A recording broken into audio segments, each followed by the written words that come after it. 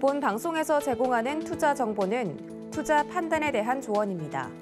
방송에서 제공하는 주식의 가치, 가격 상승 및 가격 하락에 대해서는 방송사에서 보장하지 않습니다.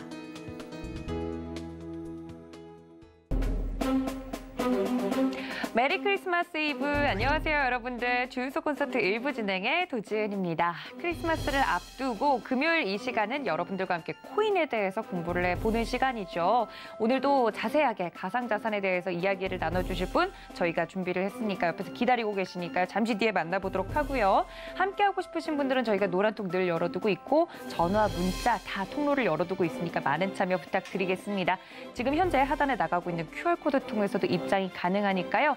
가상자산에 대해서, 비트코인에 대해서 제대로 공부하고 싶다 하시는 분들은 미리 들어와 주시는 걸 추천드리도록 하겠습니다. 자, 이 시간을 함께해 주실 저희 위원님 바로 모셔봐야 될 것 같은데요. 최재원 전문가님 모시겠습니다. 위원님 어서 오세요. 네, 안녕하세요. 네, 크리스마스 이브인데 또 방송을 하고 있어요. 위원님, 저희 약간 슬픈 것 같은데 괜찮겠죠? 네, 원래는 지난주에 제가 했으니까 이번 주에는 제가 나올 때가 아닌데 그러니까요. 어쩌다 보니까 제가 2주 연속 이 자리에 있게 됐고요. 다행히 다음 주 연말에는 쉴 수 있겠다 이렇게 생각하고 있습니다. 네, 다음 주를 저희는 바라보면서 오늘 더 열심히 가상자산을 저는 공부해 볼 텐데 그런 이야기가 있더라고요. 뭐 가상자산에 대해서 지금 많은 분들이 관심이 커서 저희 방송을 많이들 주목을 해주고 계시다고 하는데 제가 뭐 살짝 코인 어린이로서 열심히 공부를 해봤는데 최근에 산타 랠리에 대한 기대감은 커져가고 있는데 가상자산 시장에는 산타가 온 것 같다. 뭐 이런 헤드라인이 많더라고요. 실제로 지금 현재 가상자산 시장이 괜찮은가요? 궁금하네요. 일단은 중장기적인 관점에서는 저도 이제 계속해서 상방을 바라보고 있고 이게 뭐 4파동의 마무리 후에 이제 나오는 5파동의 본격적인 시작이 될 것이냐 아니면 1파동, 왜 1파동이 끝났고 2파동 조정 후에 3파동이 나올 것이냐 아니면 이 2파동 조정 중에서도 OA 조정 중에서도 ABC가 다 나왔냐 아니면 아니면 A가 이제 나왔고 뭐 B 반등 후에 C가 나올 것이냐 이거에 대해서 굉장히 많이 갈려요. 시나리오가 굉장히 많이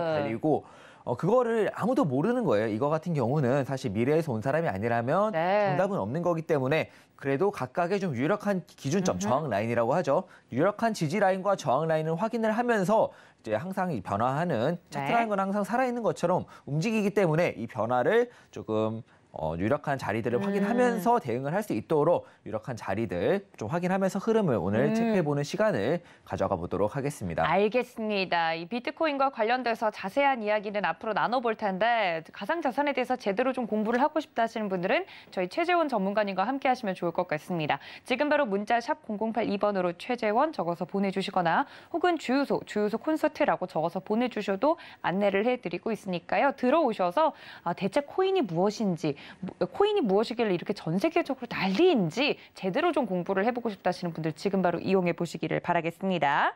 자, 그렇다면 본격적으로 코인에 대한 이야기 나눠볼 텐데요. 시황을 먼저 봐야겠죠. 뭐 산타가 가상자산 시장에는 온 것 같다 이런 이야기가 있는 걸 보니까 많이 올라온 것 같은데 일단 비트코인 시황 좀 부탁드릴게요, 위원님. 네, 일단은 지난주에 했던 이야기를 좀 리뷰를 하면서 다시 넘어가도록 할게요. 그럴까요? 이전에 있었던 데이터들을 봤을 때 진짜 큰 반등은 긴 꼬리를 매달고 나온 반등 이후에 꼬리를 메워지는 움직임이 나온 다음에 나올 확률이 높았다. 어떻게 보면은 완전히 메워지거나 아니면은 저점이 좀 갱신되는 어떻게 보면 이제 RSI와 함께 상승 다이버전스라고 하는데 RSI 지표를 이따가 이 4시간 봉에서 보여드릴 거고요. 상승 다이버전스가 완성되면서 올라가는 진짜 반등이 나오는 진짜 강한 상승이 나오는 그런 흐름을 많이 보였기에 아직은 이 진짜 꼬리가 다 메워지기 전까지는 좀 완전히 우리가 바라는 불장이라고 하죠. 불장이 아직일 수도 있겠다. 완전히 꼬리가 다 메워지는 움직임이 있고 나서야 큰 반등, 큰 상승이 나올 확률이 높다. 이렇게 이야기를 했었고요. 일단은 제일 먼저 돌파해줘야 되는 기준점이 이 추세선, 파란색 추세선이다. 이런 말도 함께 했었습니다. 그리고 이제 지난주에 대해서 좀 코멘트를 정정할 게 있고 유튜브에서도 좀 제목이 자극적으로 올라간 것 같아요. 제목이 자극적으로 올라간 것 같은데 이게 만약에 조정에서 A 조정이었고 B 반등 후에 C가 나올 거면은 최대한 그 정도까지 유력한 자리 한 34,000불 정도가 유력한 자리가 될 거다라는 관점이었고 단기적으로는 B 반등이 나온 다음에서야 34,000불을 갈 수가 있습니다. B 반등이었고 이게 ABC가 다 나온 게 아니라 정말 이게 A였고 B 반등이었고 C 조정이 나올 때까지 그 관점까지 다 딱딱 맞아 들어갔을 때 제일 유력한 자리가 어디냐라고 물어보면은 34,000불에서 34,000불이다라는 관점이었고 바로 한 번에 내려가기에는 유력한 자리로는 43,700불과 한 4,600불 정도를 보면서 단기적으로는 내려오더라도 이 자리를 지지한 다음에 반등이 나올 확률이 높다. 네. 이런 말씀을 드렸었고 그게 아니라면 바로 상방으로 돌려면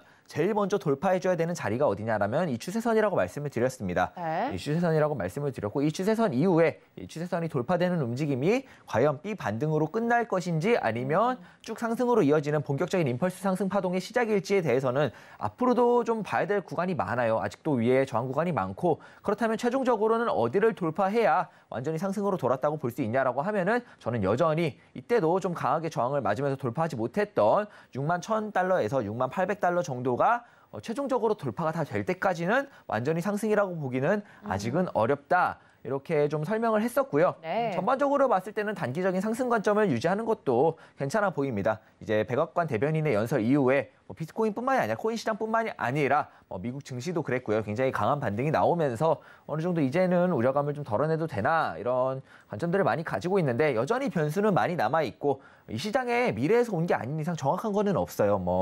이제 많이들 엘리엇 파동 이론을 많이들 신뢰를 하시는데 네. 사실 정작 이 파동 이론을 만든 말 그대로 이론이에요. 정답이 아니란 말이에요. 그렇죠. 가치가 아니고 이론이고 정작 이걸 만든 엘리엇 본인조차도 매매를 하다가 파산을 당했어요. 네. 그러니까 그만큼 어려운 거고 사실 이 파동 이론이라는 거는 어떻게 보면 저는 프랙탈 관점에 좀 어느 정도 집약체라고 생각을 해요. 네. 기존의 차트에서 제일 많이 나오는 흐름. 왜냐하면 결국엔 사람이 매매를 하는 거고 이게 심리적인 요소가 많이 들어가기 때문에 결과적으로는 그런 자주 나오는 패턴이나 수열이 있을 수밖에 없고 그런 움직임과 수열을 어느 정도 모아놔서 이론화한 게 파동 이론이다 이렇게 보여지고요. 근데 정작 보면은 엘리엇 그 사람이 비트코인이 있었던 시대에 살았던 것도 아니고 그렇죠. 비트코인 같은 경우에는 조금 몇 명의 소수의 고래들이 굉장히 많은 비트코인을 가지고 있다. 이런 좀 특색도 있는 상품이기 때문에 움직임이 좀 많이 다를 수 있어요. 많이 다를 수 있고 그렇기 때문에 비트코인만의 이전의 차트 움직임을 좀 참고해서 좀 적용을 하는 것도 굉장히 중요하고 그렇기 때문에 파동 이론을 어느 정도 적용은 하되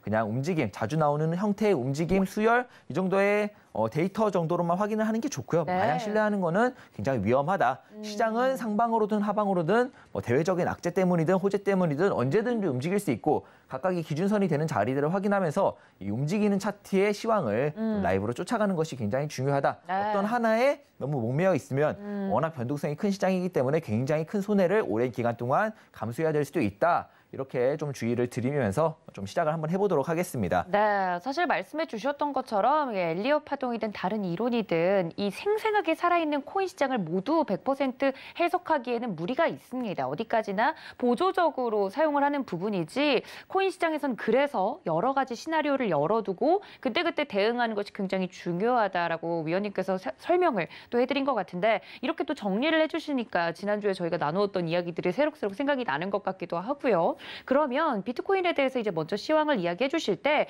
아직도 잔존해 있는 남아있는 여러 가지 변수들이나 대외적인 리스크들이 있지 않습니까? 상승으로 장기적으로 봤을 땐 긍정적으로 보고는 계시는데 저희가 좀 계속 챙겨야 되는 이슈들은 뭐가 있을까요? 일단은 챙겨야 되는 이슈들은 이제는 그렇게 크게 있지는 않는 것 같아요. 최근에 현물 ETF가 결국 SEC에서 승인 거절을 했다라는 악재가 있었음에도 불구하고 이미 사실 차트가 굉장히 많이 내려왔고요. 네. 그렇기 때문에 추가적인 굉장히 강한 하방 압력은 없었다 이렇게 보여지고 네.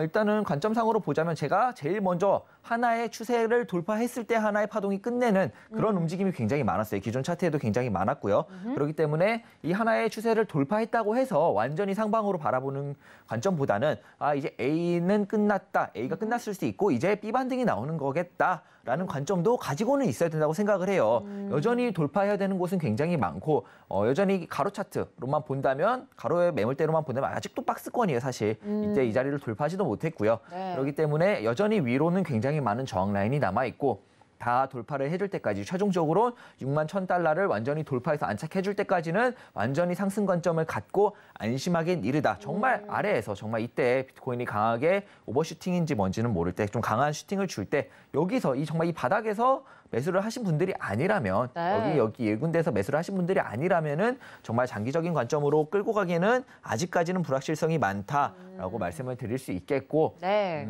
그렇다면은 저항 라인이 어디가 있고 어떤 근거로 이 저항 라인이 만들어졌는지를 좀 확인을 해봐야 될 것 같아요. 네. 일단은 돌파를 했습니다. 돌파를 했고 현재 이제 여러분들도 다 들어보셨을 거예요. 코인을 이제 공부하거나 매매를 하시니까 다 들어보셨을 텐데 현재 시장에 미체결 약정이 굉장히 많이 쌓여 있다. 미체결 약정이요? 네, 이런 말이 있었습니다. 이게 무슨 뜻이냐면은 네. 주문은 많이 걸어놨는데 체결이 안 됐다. 어떤 방향을 현재 많은 사람들이 맹목적으로 바라보고 거기에 내려오면 이게 상방 관점으로 많이 바라보면 내려오면 매수해야지 매수벽이 단단하다는 소리라고 아래쪽에 매수벽이 단단하다는 소리라고 해석을 할 수도 있겠고요. 네. 반대로 이제 좀 거슬러 올라가 보면 29,000달러대가 있었죠. 29,000달러대가 있었는데 이때도 미체결 약정이 굉장히 많았다 이런 이야기가 있었습니다. 이때는 정말 많은 사람들이 하방을 바라봤어요. 이제 상승장 끝났다. 이제는 하락장이다. 이런 의견이 굉장히 좀 지배적이었어가지고 반등 후에 다시 하락으로 내려갈 거다. 이 추세를 돌파하지 못하고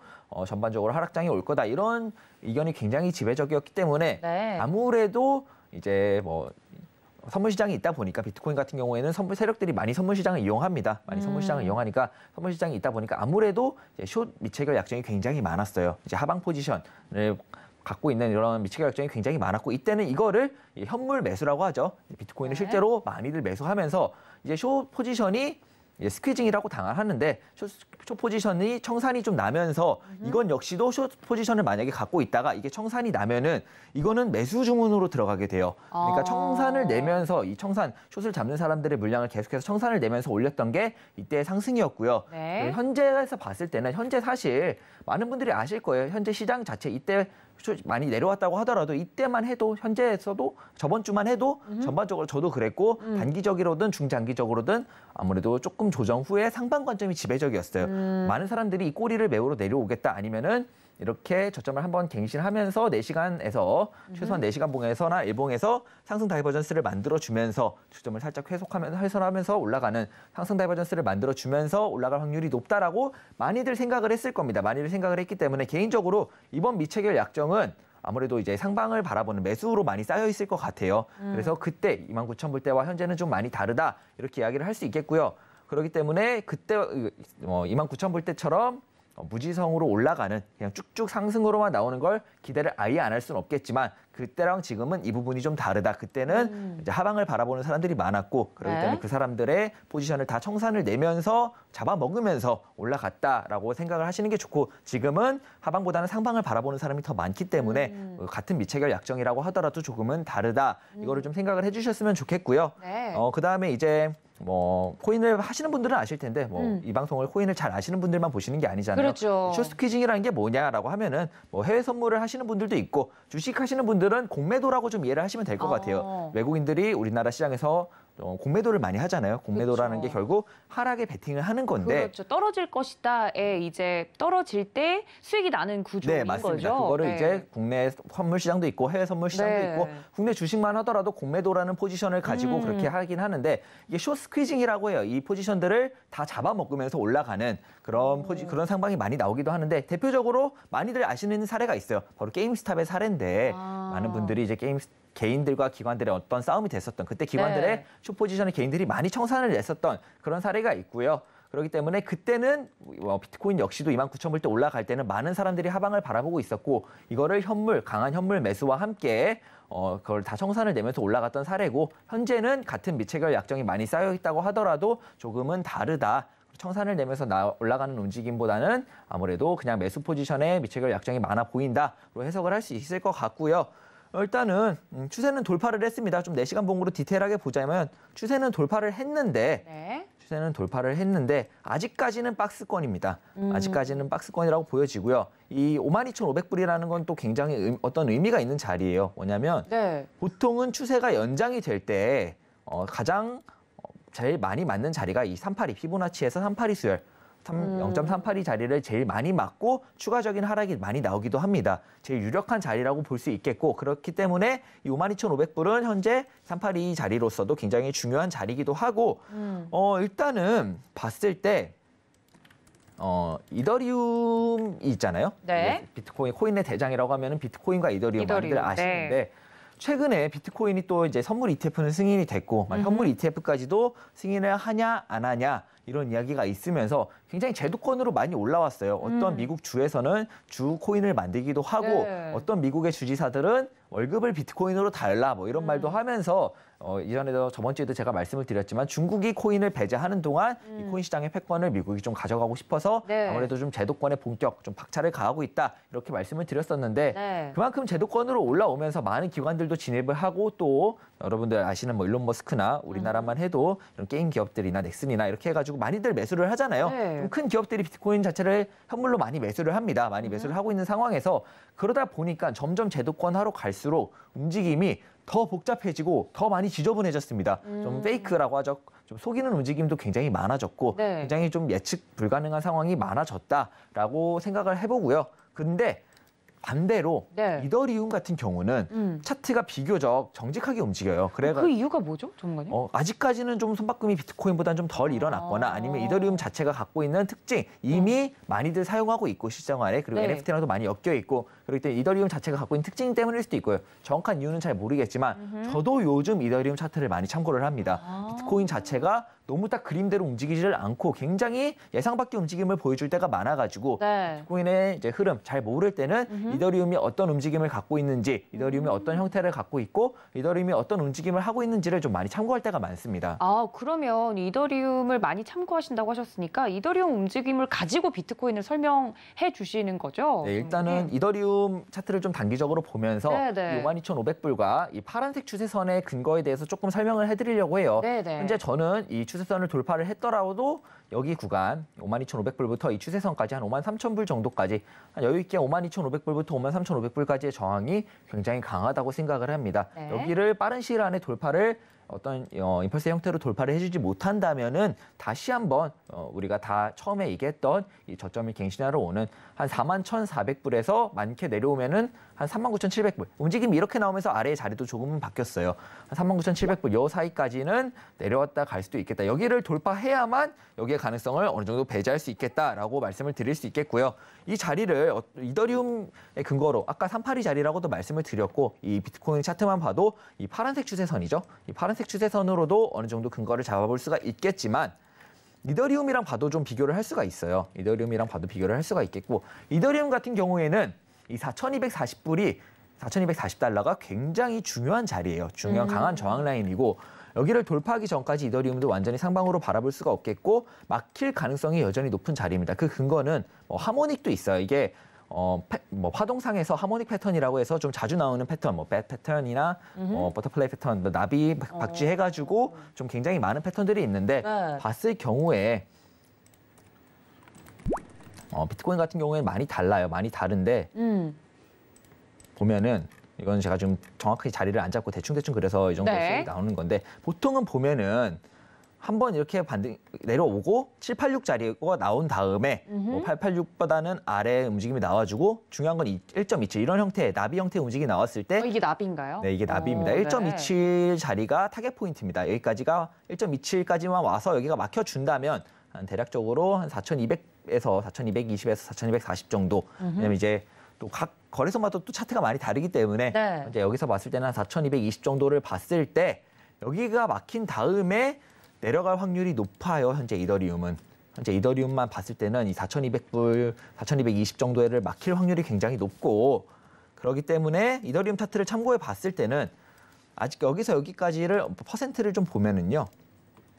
고점에서부터 여기까지의 퍼센트를 보면은 대략 한 2% 정도가 나와요. 2% 정도가 나오는데 마찬가지로 이 2% 정도를 현재 비트코인 고점에 적용을 하면은 현재 비트코인 고점의 2% 완전히 딱 같은 상품이 아니라 딱 2%일 확률은 없는데 딱 2%가 아닐 수도 있겠지만 약 2% 정도의 상승을 적용을 한다면 한 52,500불이 됩니다. 그러니까 이더리움 같은 경우는 딱 차트가 맞는 자리, 정확히 저항 자리, 제일 유력한 저항 자리가 딱 현재부터 최근 이제 어제 올라오면서 만들어진 고점부터 약 2%의 상승이 나왔을 때가 제일 유력한 고점인데 비트코인 역시도 똑같이 좀 차트가 달라지기는 해요. 비트코인 네. 같은 경우에는 사실 이 하모닉이 완성되려면 이 고점을 넘으면 안 되는데 현재 비트코인은 넘으려고 하고 있죠. 52,500이 넘는 자리고 그 이유는 이때 반등이 이더리움이 비트코인보다 훨씬 강했어요. 그렇기 때문에 그런 거고 현재 이더리움 차트와 비교해봤을 때도 네. 이더리움이 저항을 맞을 제일 유력한 자리에 똑같은 퍼센테이지를 적용했을 때 비트코인은 52,500불이 있다. 이런 관점으로 봤을 때는 네. 일단 단기적으로 52,500은 저항을 맞을 확률이 높다.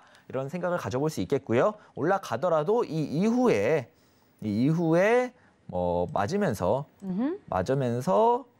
올라갈 확률이 높다. 그러니까 단기적인 저항 자리라고도 확인할 수 있겠고요. 반대로 여기서 맞고 내려온다면 쭉 내려와서 저점을 갱신하면서 다이버전스를 완전히 컨펌하고 올라갈 수도 있겠다라는 네. 관점, 두 가지 관점을 다 가져야 돼요. 여기는 그래서 일단 시나리오를 다 갖고 네, 있어야죠. 단기 저항일 수도 있고 아니면 ABC 반등 후에 죽는 그런 그림일 수도 있기 때문에 두 가지 관점을 전부 다 갖고 있길 바라고요. 올라가더라도 위에 굉장히 비트코인은 저항이 많다라고 말씀을 드렸었는데 또 0.5 자리, 피보나치가 382 자리는 52,500, 또 0.5 자리는 55,600자리가 있습니다. 55,600자리가 있고 그 위에 제가 제일 유력하게 보는 이거에 대해서 말들이 많아요. 원래는 618 아니냐, 618인데 이 비트코인 같은 경우는 워낙 오버슈팅도 많고 그렇기 네. 때문에 이런저런 이전 과거 프랙탈 관점들을 많이 봤을 때, 프랙탈 관점으로 봤을 때는 618보다는 0.7, 딱 0.7을 딱 찍어주고 가는 경우가 굉장히 많았다. 이런 관점으로 봤을 때는 이전에 말씀드렸던 68,000에서 61,000달러도 굉장히 유력한 저항 라인이다. 그렇기 때문에 이게 상방으로 가려면 여기를 다 돌파를 해야 돼요. 그러니까요. 그제서야 완전히 이제는 완전히 상승이구나. 상승이다라고 말을 할 수가 있겠고요. 이거를 다 돌파하기 전에 아니야 이제 파동상으로는 완전히 ABC 조정이 다 나온 모습이기 때문에 완전히 상방으로 갈 거야. 이거는 사실 아무도 모르는 거예요. 그렇죠. 그걸 완전히 100% 맞출 수 있는 사람이 있었으면은 진작에 우리나라에도 전설적인 투자자가 한 명이 있어요. 코인 시장에. 그 사람을 넘어서는 부자가 되지 않았을까 이렇게 생각을 하고요. 정확한 자리, 정확한 타점, 정확한 흐름 모든 걸 다 예상할 수는 없습니다. 다 예상할 수는 없고 각각의 저항 라인들이 근거를 확인하면서 각각의 저항 라인들이 막혔을 때 다시 내려올 경우에 어디까지 내려올 수 있고 어디를 지지받고 올라갈 수 있는지를 또 확인하면서 중장기적으로는 상방 관점은 맞아요. 중장기적으로는 양쪽 시나리오를 다 봤을 때 상방 관점으로 바라볼 수는 있지만 한 가지 시나리오에 지나치게 치우쳤다가는 만약에 반대 움직임이 나왔을 때는 그냥 손을 놔버려야 돼요. 이전에 이 하락이 그랬어요. 많은 사람들이 여기를 깨지 못할 거다. 네. 여기를 추세를 크게 이탈하지 못하고 한 52,500에서 51,800 정도를 지지하고 네. 상방으로 갈 거다. 이게 사실 좀 지배적인 관점이었어요. 그때 이때는. 당시 그런 이때 이야기들이 당시에는- 많았군요. 이때 당시에는 그랬어요. 좀 잘하시는 분들도 대부분 이렇게 봤는데 저 같은 경우는 69,000에서 아니다. 이 추세가 한번 깨져야 큰 상승으로 이어질 수 있다. 왜냐하면 이전에 비트코인 같은 경우에는 일부러 추세를 깨면서 파동을 섞어주는 그런 일들이 많았기 때문에 추세를 깨면서 파동을 끝내주는 일들이 많았기 때문에 추세가 깨져야 본격적으로 큰 상승이 나올 수 있다. 모두가 바라보는 자리에서는 절대 큰 상승은 기대할 수 없다라는 관점으로 계속해서 68,900불, 60,000불 후반대부터 큰 하락이 나올 수 있다. 큰 하락이 나올 수 있다. 나온다면은 4만 초반까지도 나올 수 있다. 앞자리 4를 볼 수 있다라는 관점으로 계속해서 이제 비트코인 관련주와 엮어서 설명을 드리면서 네. 조정 관점을 계속해서 말씀드렸고요. 그렇기 때문에 어떤 한 가지 관점에 아까 계속해서 드리는 말씀인데 너무 치우쳐 계지 마세요. 가지고 있는 건 좋아요. 메인 관점은 분명히 있어야겠죠. 메인 관점은 분명히 가지고 있어야 큰 수익을 바라볼 수 있습니다. 좀 어느 정도 끌고 가는데 내가 상방을 바라봤으면 끌고 가는데 근거도 되고요. 그렇지만 너무 한 가지 관점에만 치우쳐 있다 보면은 아까도 말씀드렸다시피 이렇게 예상치 못한 움직임이 나왔을 때는 네. 당황을 하게 되고 그쵸. 굉장히 어떤 선택을 내려야 될지 쉽게 고를 수가 없습니다. 네. 또 그러다 보면은 또 패닉세 이런 것도 예상치 못한 움직임이 나왔을 때 많이 나오잖아요. 네. 그렇기 때문에 상방 하방의 시나리오는 다 가지고 있되 메인 관점도 가지고 있어야 하는 게 맞고요. 그 기준점들 여기를 막힌다면은 분명히 조정이 올 확률이 높다고 했어라는 자리들 정도는 가지고 네. 좀 어느 정도 리스크 해칭이나 이런 좀 리스크 관리를 해야 되는 상품은 맞습니다. 코인 같은 경우가 비트코인만 해도 이 정도의 변동성을 보여주는데 네. 현재 비트코인은 이전에도 말씀드렸다시피 이제는 하나의 코인이라고 보기보다는 코인 시장의 하나의 지수, 그쵸. 코스피 코스닥처럼 미국에는 나스닥 다우존스나 S&P처럼 하나의 지수. 왜냐하면 선물 시장도 있잖아요. 그렇기 때문에 하나의 지수로 보면서 변동성을 계속해서 의식을 해야 되는 부분이 맞고요. 네. 그렇기 때문에 비트코인만 이 정도의 움직임, 이 정도의 변동성을 갖는데 따라오는 개별 종목 알트코인들은 얼마나 더 큰 변동성을 갖겠어요. 네. 그렇기 때문에 이때만 해도 어느 정도 조정 관점을 갖고 있었다면 리스크 해칭에서 피하고 오히려 저점 매수의 기회를 가져볼 수 있겠지만 많은 분들이 피하지 못하셨을 거고요, 아마도. 네. 그렇기 때문에 항상 현재 상방 관점은 맞아요. 중장기적으로 상방 관점은 맞는데 내가 매수한 자리가 완전 최저점이 아니라면은 저항 라인을 확인하면서 맞을 경우에는 다시 한번 저점 매수의 기회를 줄 수도 있겠다라는 관점으로 어느 정도의 리스크 관리, 리스크 해칭은 필요하겠다라는 좀 관점에서 설명을 드리는 거고요. 단기적인 관점이기 때문에 이 중요한 자리들이 움직임이 큰 근거가 하나씩 나올 때마다 변할 수는 있어요. 변할 수는 있는데 전반적으로 계속 봤을 때는 큰 자리들, 52,500, 그다음에 55,600 정도, 그다음에 61,000 정도를 완전히 다 돌파하기 전까지는 그냥 올라가겠지. 단기적으로 상승을 너무나 신뢰하는 것보다는 단기적으로 하방은 한 번 정도 더 올 수 있겠지만 중장기적으로는 상방이다라는 관점. 그러니까 좀 오래 기다리실 수 있는 분, 주식처럼 나 장기 투자 잘해 하시는 분들은 그냥 가지고 계시고 내려올 때마다 추가적으로 매수를 해서 물량을 채우는 그런 어느 정도 매매법을 가져가 볼 수도 있겠고요. 그게 아니라 저는 좀 단기적인 매매 좋아하시는 분들, 좀 변동성이 큰 알트코인들 매매를 좋아하시는 분들은 이 각각 비트코인 시황을 꼭 체크를 하시면서 말씀드린 저항 라인을 확실하게 돌파해주고 안착해주는지 아니면 맞고 조정이 오는지를 확인하시면서 좀 매매를 하시는 게 좀 단기적인 흐름을 양쪽을 다 의식해놓고 매매를 하시는 게 아무래도 좀 리스크 관리 면에서 도움이 되지 않나. 워낙에 또 변동성이 큰 상품이니까 너무나도 위험합니다. 너무나도 위험하고 많은 분들이 좀 자산을 증식시키는 데 있어서 좀 너무 많은 리스크를 가져가기보다는 좀 안정적으로 수익을 잘 챙겨갔으면 해서 드리는 말씀이고요. 추세를 돌파하기는 했지만 아직도 박스권을 돌파하지 못했고 이더리움 차트와 비교해 봤을 때 52,500은 단기적으로도 중장기적으로도 굉장히 유력한 강한 저항 라인이다. 여기를 맞고 내려왔다가 올라갈 수도 있겠지만 쭉 내릴 수도 있겠다. 이거를 기준으로 좀 보면 될 것 같고요. 현재 이 돌파한 추세 라인 있잖아요. 여기를 맞고 52,500을 맞은 다음에 다시 내려와서 여기를 깨버린다면 말씀드렸던 41,400에서 39,700 이 두 자리를 지지를 받은 다음에 올라갈 확률이 높습니다. 여기까지 내려온다면 아마도 여기 있죠. 4시간 이건 RSI 지표인데 여기까지 내려온다면 아마도 4시간에서 RSI 지표가 완성이 될 확률이 높습니다. RSI 지표 같은 경우는 이거 저점이 깨져야 되는 거고요. 여기서는 저점이 깨져야 되는 거니까 보면은 여러분들이 기대하는 단기 빅쇼트가 올 수 있는 자리이기도 하다. 의식을 해야 된다. 그렇죠. 이것도 시나리오 하나로 가지고 가야 아니면은 뭐 스탑로스나 이런 걸 좀 걸어 놓으시던가 어느 정도 내려온다면 이 추세가 깨지고 다시 내려온다면 저점이 깨질 확률이 훨씬 더 높아진다. 여기서 나온 상방이 숏스퀴징일 수 있다. 왜냐하면 보시면 이 추세가 중요한 거는 너도 나도 옆집 누렁이도 다 알던 사실이었어요. 왜냐하면 뻔하잖아요. 여기서 여기까지 내려오는데 제일 메인이 됐던 추세 라인이니까. 그런데 또 웃긴 게 이게 4시간 봉인데 꽤 오랜 시간 동안 여기 추세 라인에서 비볐어요. 뭐라고 해야 되지? 돌파를 못하고 계속해서 오를 듯 말 듯 하면서 이 근처에서 분명히 여기서 많은 사람들이 좀 하방을 많이 바라봤을 거란 말이에요. 그 물량을 어느 정도 스퀴징하는 상방일 수도 있다. 그 가능성을 완전히 배제하기에는 여전히 이더리움도 그렇고 비트코인 차트만 봐도 여전히 위로 저항들이 많고 근거들이 많기 때문에 현재는 조금 너무나도 단기적으로 봤을 때 단기와 중장기 포지션을 나누고 어떤 매매를 가져갈지는 여러분들이 선택을 하시는 거고 저는 이제 단기적인 관점에서 말씀을 드리는 건 단기적으로 봤을 때는 이 자리들을 전부 다 돌파하기 전까지는 맞고 조정을 받을 확률이 높다. 그리고 그 조정이 이 추세를 돌파를 해버린다면 아래로 저점 갱신의 가능성이 크게 갱신은 아니에요. 크게 갱신은 안 해도 정말 많이 내려오면 39,700을 단기적으로 왔다가 4시간에서 상승 다이버전스를 그려주고 올라갈 확률이 높겠다. 이렇게 해석할 수 있겠습니다. 네, 정말 의미 있는 자리들을 위아래로 이야기를 좀 해주신 것 같습니다. 저희 최재원 전문가님과 함께 비트코인 그리고 오늘은 이더리움 차트까지 자세하게 시황 이야기를 좀 들어보고 있는데요. 차트를 보면서 아주 유의미한 자리를 위아래로 설명을 해드렸습니다. 좀 더 자세한 코인 이야기가 듣고 싶다 하시면 저희가 노란톡 열어두고 있을 테니까요.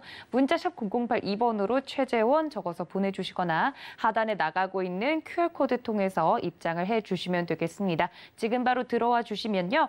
이런 코인과 관련된 이야기들 저희 최재원 전문가님께서 자세하게 이야기해드린다고 하니까 주식을 넘어 코인까지 재패하신 저희 위원님과 함께 보시기를 바랍니다. 제가 이야기를 이렇게 좀 듣고 있으니까요. 52,500불이 굉장히 중요한 자리일 것이다라고 이야기를 계속 해드렸는데 여기를 돌파하게 되면 너무 좋겠지만 저는 최근에 가장 급락을 했던 저 자리가 굉장히 염려스럽고 저 때 대응을 다들 어떤 마음으로 하셨을지 잠깐 상상을 해봤는데 아찔하더라고요. 네. 혹시나 코인에서도 네. 여러 가지 시나리오를 가지고 있었는데 그래도 저긴 지켜주겠지 하던 자리가 저렇게 다소 폭력적으로 깨졌을 때 네. 손절을 하나요? 이때는 손절하기가 사실은 쉽지 않아요. 왜냐하면 너무나도 많은 지지 라인들의 근거가 있었고 네. 사실 저는 단기적으로 봤을 때 사실 여기 위에 6만 1,000불을 돌파를 못할 때 내려가겠구나를 예상을 했었고요. 사실 이 관점은 6만 불 후반대에서부터 갖고 있었던 거예요. 갖고 있었던 건데 사실 이렇게 폭력적으로 내려왔어요. 정말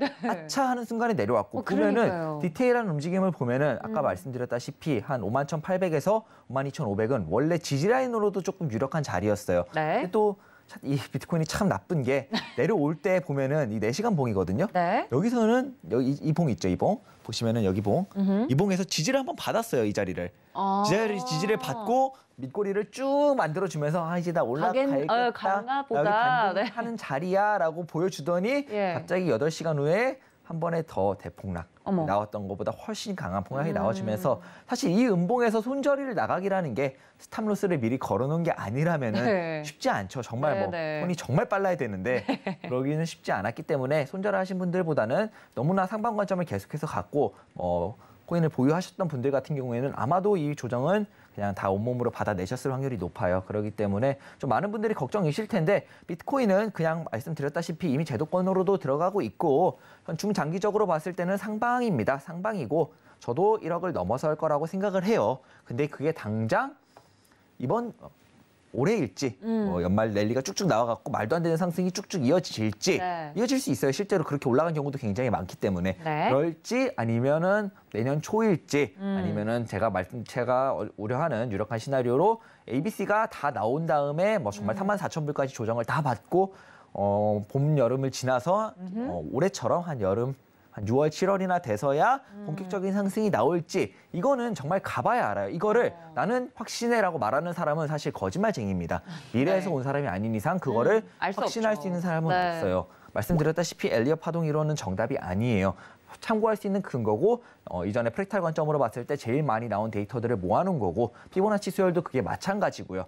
그리고 아까 보여드렸던 하모닉 패턴 역시도 제일 많이 나오는 패턴과 수열을 모아놓은 데이터로 모아놓은 거기 때문에 이런저런 데이터들을 다 적용시키고 양방의 관점을 다 열어놓고 대응할 수 있는 자리들을 잡아놓는 것이 제일 중요하다. 특히 변동성이 큰 시장이기 때문에 주식이었으면 이렇게까지 안 해도 돼요. 근데 변동성이 너무나도 큰 시장이고 앗하면 마이너스 50%, 앗하면 마이너스 80%를 보는 곳이 바로 이 시장이기 때문에 더더욱 한 가지 관점에 너무 얽매여 있는 것은 위험하다라고 말씀을 드리겠습니다. 네, 저희 최재원 전문가님께서 자세하게 또 이렇게 아차하는 순간에 하락폭이 커질 때 그럴 때일수록 이런 여러 시나리오들이 빛을 발하는 것이 아닐까라고 이야기를 해주시면서요. 코인은 다른 자산보다도 훨씬 더 유연한 사고를 요한다라고 이야기를 해주신 만큼 여러 가지 시나리오를 혼자서 짜는 게 너무 어렵다 하시면 노란톡 들어오셔서 도움을 좀 받으시면 좋을 것 같습니다. 지금 바로 받는 사람 문자 샵 0082번으로 최재원 적어서 보내주시거나 하단에 나가고 있는 QR코드 통해서 입장이 가능하니까요. 많은 참여 부탁드리겠습니다.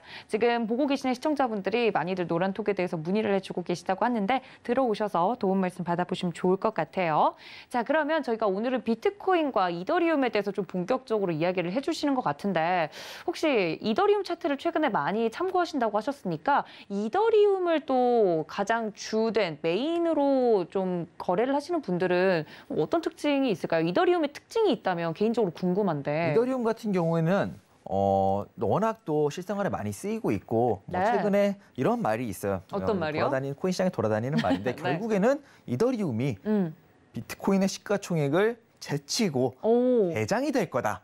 매매하시는 분들의 바람 아닌가요? 바람일 수도 있고 사실 네. 완전히 가능성이 없는 얘기도 아닙니다. 그래요? 사실상 많이 쓰이기도 하고 정말 이더리움이 너무 많이 쓰이니까 이게 뭐 이런저런 트랜잭션 속도가 너무 늦어지고 그러다 보니까 대체제로 막 솔라나나 이런 것들이 좀 플랫폼 코인들이 좀 주목을 받아서 많이 상승을 했던 거고요. 네. 그만큼 이더리움은 많은 사람들이 이용을 하고 정말 많이 쓰이고 그만큼 많이 쓰이고 많이 기대를 받으니까 네. 충분하다. 가능성이 없는 이야기는 아니다. 그렇게 생각을 하고 이더리움의 특징은 상방일 때 상방이 비트코인보다 강합니다. 훨씬. 아, 그래요? 네, 제가 보기에는 이 상방으로 갈 때 훨씬 더 비트코인보다 어느 정도 매력적이고 시원하게 움직인다라고 좀 느끼고 있고요. 네. 그리고 아직까지는 비트코인보다도 제가 느끼기에는 네. 이제 섀도우 복서는 아니기 때문에 네. 제가 느끼기에는 네. 실시간으로 매일매일 느끼기에는 차트가 비트코인보다는 훨씬 정직하다. 아, 체감적으로 훨씬 더 때가 덜 묻은 느낌이군요. 네, 맞습니다. 뭐 고래들이 많이 있다고 하더라도 뭐 완전 큰 고래들보다는 좀 막 100억대, 200억대, 뭐 3, 400억대 거래들이 많고 그렇기 때문에 그 친구들은 다 차트를 쓰잖아요. 그렇죠. 차트를 쓰기 때문에 차트상 유력한 자리, 차트상 유력한 흐름 이거에 굉장히 딱딱 맞아 들어가는 좀 정직한 움직임을 굉장히 많이 보인다. 이렇게 보여지고요. 이전에 네. 제가 뭐 4240과 3320 여기 자리를 사실상 하모닉 패턴 중에 나비 패턴으로 잡은 거예요. 단기적으로 봤을 때 네. 이건 1시간봉으로 보여드릴게요. 네. 이더리움이 나왔으니까 이더리움 매매하시는 분들 많이 참고하시라고 좀 보여드리면은 네. 여기서부터 이 하모닉 나비의 기준이 있어요. 나비의 기준이 있는데 이거 같은 경우에는 보면은 여러 가지 기준이 있는데 여기서 여기 일단 한 번 나왔잖아요. 첫 번째. 네. 그다음에 이 반등이 사실상 딱 펌하게 0.786 자리여야 돼요. 그러니까 786 근처나 786을 맞고 다시 한번 내려와서 이게 이 조정이 대신 886보다는 크면 안 되고 그러니까 857이니까 886보다는 작잖아요. 그러니까 저점을 훼손하거나 그러면 안 된다는 거고요. A의 저점을 C가 A의 저점을 훼손하면 안 된다는 패턴이고요. 그렇기 때문에 훼손하지 않고 857 정도를 지지를 하고 네. 반등을 할 경우에 어디까지 상승이 유력하냐라고 보면은 네. 1.27 자리. 1.27. 1.27. 이 X와 D의 자리가 1.27 자리가 네. 유력하다. 이게 버터플라이 패턴이라고 하는데 네. 하모닉의 나비 패턴이라고 생각을 하시면 돼요. 그러면 1.27 자리를 유력하다고 봤을 때 이거를 좀 크게 본다면 다시 이 4230은 여기다 적어두고요. 네. 좀 크게 본다면 여기가 저점이잖아요. 네. 여기 저점을 기준으로 봤을 때 A, B, C, D로 봤을 때 오. 1.27 자리는 유력하다. 여기가 유력하다. 여기 같은 경우는 또 차트가 달라요. 제가 메인으로 보는 차트에서는 786이 어느 정도 펌하게 네. 딱 맞아 들어갔는데 여기 같은 경우는 조금 더 조정을 세게 받았고 근데 말씀드렸다시피 원래는 이 뭐라고 하죠? 이 트레이딩 이거 뭐라고 하죠? 갑자기 기억이 안 나는데 아, 저한테 물어보신 피보나치 거예요? 수열을 네. 봤을 때 제일 저항을 많이 받고 지지를 많이 받는 자리가 0.5, 0.618, 0.382 이렇게 있는데 네. 아까도 말씀드렸다시피 코인 자체가 워낙 오버슈팅이 많아요. 그렇기 때문에 뭐 0.7이나 하모닉에서도 0.884, 886을 굉장히 많이 쓰는데 그만큼 많이 쓰기 때문에 정확하게 딱딱 맞아들이기보다는 어느 정도 흐름 안에서 어느 정도 수열을 비슷하게만 맞아 들어가 준다면은 충분히 그 시나리오를 의식을 해보셔야 됩니다. 그렇기 때문에 봤을 때 여기까지 이건 이 이더리움 역시도 3,320 정도까지의 조정을 받을 확률이 여기서 이 나비를 완성시킨 다음에 여기까지 내려와서 이 나비를 완성시키고 진짜 상승이 나올 확률이 높다. 그렇게 되면 아마 이더리움 역시도 뭐 4시간에서나 일봉에서나 상승 네. 다이버전스가 완성되면서 좀 본격적인 큰 상승 여러분들이 기대하시는 뭐 이런 상승보다도 훨씬 강한 상승 29,000불에서 올라왔던 그런 상승이 나올 수 있는 그런 흐름을 만들어줄 수 있지 않을까. 이렇게까지 전부 다 나와야만 네. 상승이 훨씬 더 강할 수 있다는 거예요. 제 이야기는 여기까지 내려오는 게 분명히 나쁜 건 아니고 그렇죠. 저 역시도 상방 관점을 메인으로 잡고 유력한 지지 라인과 좀 좋은 시나리오들 내려왔을 때 상승을 바라볼 수 있는 시나리오들에 대해서 관점을 드리는 거고요. 사실상 한 번에 뭐 비트코인도 그렇고 한 번에 뭐 4600이나 39,700을 한 번에 이탈해서 34,000을 한 번에 가거나 뭐 정말 29,000을 한 번에 가거나 이거는 사실상 굉장히 어렵습니다. 그렇죠. 현실적으로. 네, 현실적으로 굉장히 어렵다 이런 말씀을 드리는 거고요. 비트코인, 이더리움 같은 경우는 비트코인보다는 훨씬 더 왜냐하면 이때 반등이 이 A 자리까지의 반등이 비트코인보다 훨씬 강했어요. 강했기 때문에 현재 자리만 해도 여기는 686인데 비트코인은 884 자리를 거의 다 왔단 말이죠. 886을 어느 정도 넘은 상황이고 네. 그렇지만 아까도 말씀드렸다시피 코인의 특성상 오버슈팅이 굉장히 많고 이럴 때 경우에 또 하방 압력이 너무 많아서 오버슈팅을 못했던 경우일 수도 있겠고요. 그렇기 때문에 완전히 이제 수열을 참고할 때도 딱딱 맞는 수열보다는 어느 정도 큰 그림 안에서 흐름을 RSI와 함께 맞춰준다면 네. 어느 정도 맞는 그림이다라고 의식을 해보시는 게 그 네. 시나리오를 완전히 배제. 786 좀 넘었어. 802, 804. 이거 아니야. 이 시나리오는 버려야 돼. 이렇게 생각하지 마시고 네. 어느 정도 오버슈팅일 수 있다. 오버슈팅일 경우에 시나리오를 한번 보자라고 볼 경우에는 그렇게 볼 수 있겠다라고 말씀을 드린 거고요. 네. 이 자리 같은 경우에도 비트코인 같은 경우에도 41,400과 39,700 역시 이 하모닉 나비 패턴을 그렸을 때 이거를 이 저점이 42,333불로 잡혔는데 네. 저는 이게 오버슈팅일 경우와 아닐 경우를 두 개 다 둘 다. 그린 다음에 하모닉을 그려봤을 때 네. 이게 오버슈팅일 경우 원래는 이 42,300불보다 위에서 지지를 받았어야 되는 경우에는 41,400까지 조정이 만약에 온다면 41,400불 정도에서 지지를 받을 확률이 높겠다. 그리고 이게 오버슈팅이 아니고 42,333불이 정확히 지지라인을 딱 지켜준 거다라고 할 경우에는 하모닉을 그려봤을 때는 39,700불 정도까지 내려올 수 있겠다라고 봐서 현재 41,400이랑 39,700을 유력한 지지라인으로 본 거고요. 네. 사실상 제일 좋은 건 우리 모두 매수를 아직 못하신 분들한테는 아닐 수도 있겠지만 이미 대부분 사람들이 코인을 이제 시작하는 게 아니라면 이미 그렇죠. 매수를 하고 가지고 계실 거고 사실 이 하락을 피하기는 쉽지 않았어요. 네. 쉽지 않았기 때문에 누구도 예상하기 쉽지 않았던 하락 파동이었기 때문에 전반적으로 이미 코인을 많이 가지고 계실 거라는 네. 관점으로 본다면 그냥 이대로 올라주는 게 사실은 제일 가장 좋겠죠. 베스트죠. 이대로 네. 쭉쭉 올라주면서 계속해서 연장을 해주면서 임펄스를 그려나가면서 6만 천을 돌파해서 우리가 바라는 6만 9천 돌파해서 8만 불, 9만 불, 10만 불을 넘어가는 그런 본격적인 상승 흐름을 만들어주는 게 우리 모두가 해피한 베스트 시나리오지만 저도 그러길 바래요. 누가 제가 방송에 나가서 시청자분들 잘못됐으면 좋겠어요. 이렇게 말을 하겠습니까? 근데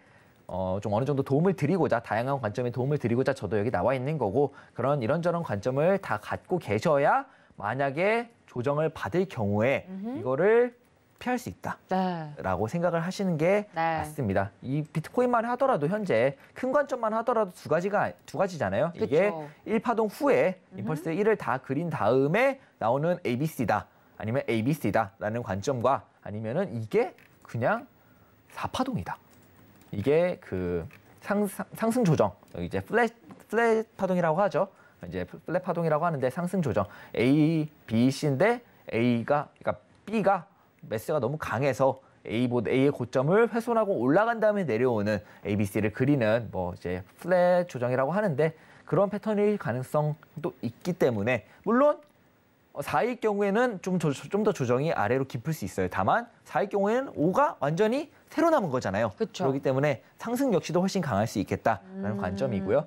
이게 만약에 그냥 사실 여기서 임펄스의 그림이 어느 정도 명확했기 때문에 사실은 5의 1파동 후에 5의 2조정, 그다음에 5의 3 본격적인 임펄스의 상승 파동이 나올 확률이 훨씬 높아요. 확률상으로 봤을 때 저는 그렇게 생각을 하고 그게 역시도 제 메인 시나리오입니다. 그렇게 네. 해서 한 1억이든 1억 2천이든 한 1억 5천이든 가는 게 제 메인 시나리오고 그렇다면 어디까지 갈지는 사실 조정이 끝난 이후에 가봐야 아는 봐야겠죠. 거고요. 그렇기 때문에 아직 완전히 조정이 다 끝났다고 안심하지는 않으셨으면 좋겠다. 네. 물론 현재 이런 대외적인 악재도 많이 사라졌고 어제 이제 백악관 대변인의 발표에도 고용 지표나 미국의 경제 지표, 인플레이션에 비해도 인플레이션임에도 불구하고 미국의 경제 지표가 나아지고 있다. 네. 그리고 이런저런 현재 미국 테이퍼링 이슈도 이미 나왔고 금리 인상도 그쵸. 이미 발표를 했지만 사실 이미 선반영인지 뭔지 모르겠지만 이미 조정을 다 받았어요. 네. 증시 자체도 조정을 조금 받다가 다시 올라가고 있고 이런저런 대외적인 악재가 많이 해소됐기 때문에 여전히 상방 관점을 당장의 큰 조정을 열어두기보다는 상방 쪽으로 추세를 돌파했기 때문에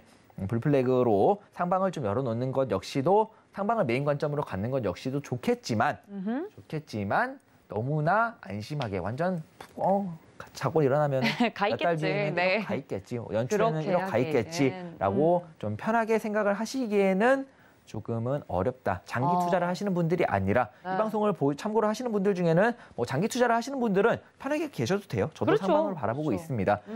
현금이 생긴다면은 내려온다면 땡큐죠. 추가 더 매수하시면 사야죠. 되니까. 네. 근데 그건 시드가 좀 여유 있으신 분들의 이야기인 것 같아요, 사실은. 그렇죠. 좀 많은 분들이 막 그렇게 몇 억씩 갖고 코인을 하거나 그러진 않을 거라고 그렇죠. 생각을 하고 대부분의 분들의 시드가 억 단위 이하거나 아니면 뭐 1억 정도라고 생각을 할 경우에는 좀 어느 정도 단기적인 매매를 하시는 분이 훨씬 많을 것 같아요. 그렇기 때문에 단기적인 매매를 하시는 분들은 말씀드린 저항 라인들이 각각의 근거가 없는 자리들이 아니고 충분히 한 번 더 내려왔다 갈 수 있는 시나리오가 충분하게 열려 있습니다. 없다고 말을 할 수 없어요. 이거를 없다고 말을 하는 사람은 저는 누구를 강하게 비판하거나 그러진 않겠지만 이거를 완전히 제로다. 이거 없이 그냥 쭉쭉 올라갈 거다. 이거를 완전히 자신하는 사람은 미래에서 온 걸 증명하라고 하십시오. 그게 아니라면은 불가능합니다. 그렇기 때문에 여전히 단기적인 매매하시는 분들은 제 움직이는 파동에 따라서 또 자리들이 달라질 수 그렇죠. 있어요. 다만 네. 현재 움직임으로 봤을 때는 여전히 하방 관점은 많이 남아 있고 네. 여전히 강한 저항들은 많이 남아 있고 여기서 저항을 맞는다면 내려올 경우 42,333불을 갱신하는 저점 갱신을 하는 그런 하방일 확률이 높으니까 어느 정도 의식을 하고 있자. 왜냐하면 커요, 생각보다. 그렇죠. 지금부터만 내려와도 네. 41,400까지만 내려온다고 봐도 한 약 20%의 조정이에요. 어휴, 그러네요. 20%의 조정인데 비트코인만 해도 20%의 조정인데 네, 여러분, 나머지 코인들은 뭐 네. 비트코인만 현물로 갖고 계신 분들은 거의 없을 거라고 그렇죠. 보거든요. 뭐 네. 이더리움이나 뭐 이런저런 알트코인들을 많이 갖고 계실 건데 뭐 솔라나나 이런 뭐 최근에 좀 핫한 이런저런 알트코인들 뭐 웹3 뭐 NFT, 뭐 저장형 코인들 이런저런 좀 핫한 테마들에 관련된 알트코인들을 많이 갖고 계실 거라고 생각을 하는데 그렇게 된다면 비트코인이 20%의 조정을 받는다면 다른 알트코인은 알트코인들은 최소 30%, 뭐 40%, 많게는 5, 60%까지 조정을 받을 수 있고 올라가다가 꺾인 거기 때문에 그 공포감은 훨씬 더 할 크죠, 거예요. 심리적으로. 그렇기 때문에 패닉 셀러 나올 확률이 높고 그렇기 때문에 알트코인을 매매하시는 거 내가 가진 알트코인이 변동성이 크다라고 생각하시는 분들은 더더욱 많이 의식을 하셔야 되고요.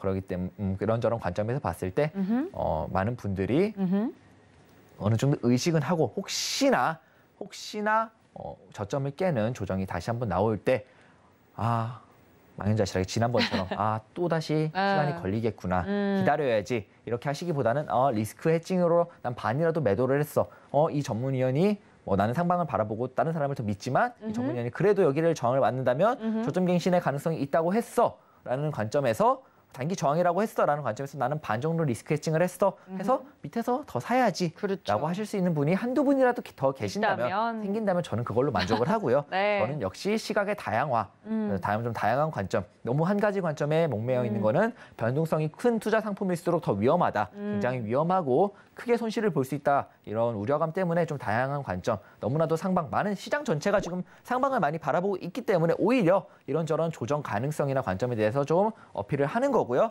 어느 정도 의식은 하자. 이 관점. 이제 상방은 저도 바라보고 있으나 네. 이 저항 라인이 맞을 경우에는 조정을 어디까지 받을지 정도는 알고 있어야 당황을 하지 그렇죠. 않거나 어느 정도 리스크 해칭을 할 수 있기에 어느 정도 의식을 해주셨으면 좋겠습니다. 네, 알겠습니다. 정말 오늘 비트코인과 이더리움에 대해서 자세하게 이야기를 해드렸는데요. 가장 큰 골자는 그것인 것 같습니다. 코인 가치 변동성이 큰 상품의 경우에는 오히려 더 유연한 사고를 필요로 한다. 오늘 말씀드린 부분들도 여러 가지 시나리오 중에 하나로 참고를 해주시면 정말 예상치도 못했던 변수가 일어났을 때 대응하는 데 조금 더 도움이 되지 않을까라는 말씀을 좀 해드렸는데요. 이렇게 이야기를 나누다 보니까 벌써 시간이 다 지났어요, 전문가님. 사실 저희가 알트코인 이야기도 궁금해서 우리 전문가님이 좀 최근에 눈여겨보고 계시는 알트코인이나 뭐 이런 것들을 살짝만 소개하고 넘어가면 좋을 것 같은데 비트코인이랑 이더리움 이외에 좀 보고 계시는 코인들이 있다면 일단은 많은 분들이 이더리움의 대체제 솔라나를 많이 봅니다. 솔라나 같은 경우에는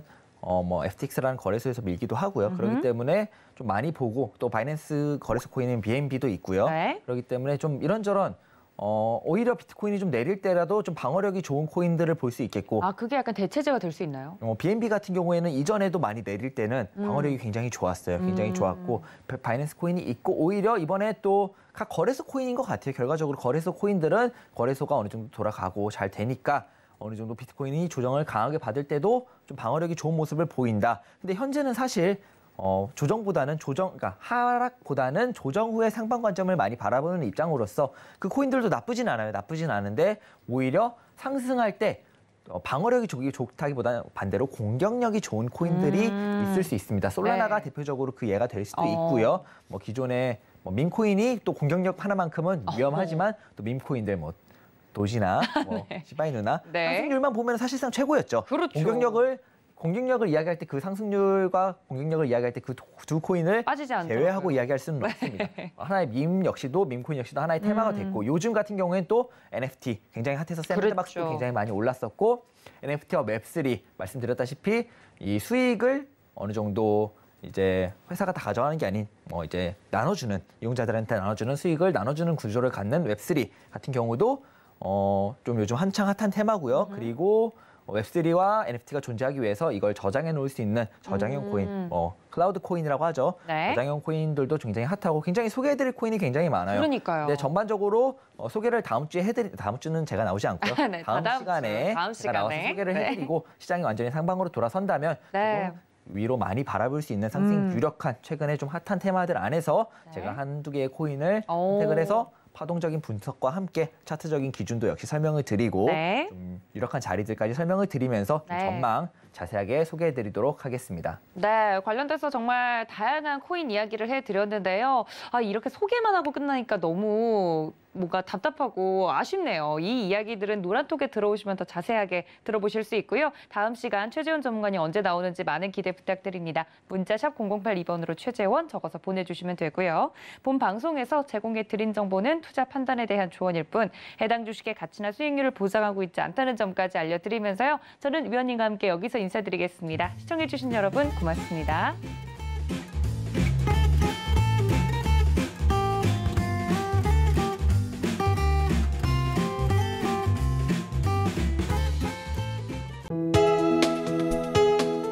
본 방송에서 제공하는 투자 정보는 투자 판단에 대한 조언입니다. 방송에서 제공하는 주식의 가치, 가격 상승 및 가격 하락에 대해서는 방송사에서 보장하지 않습니다.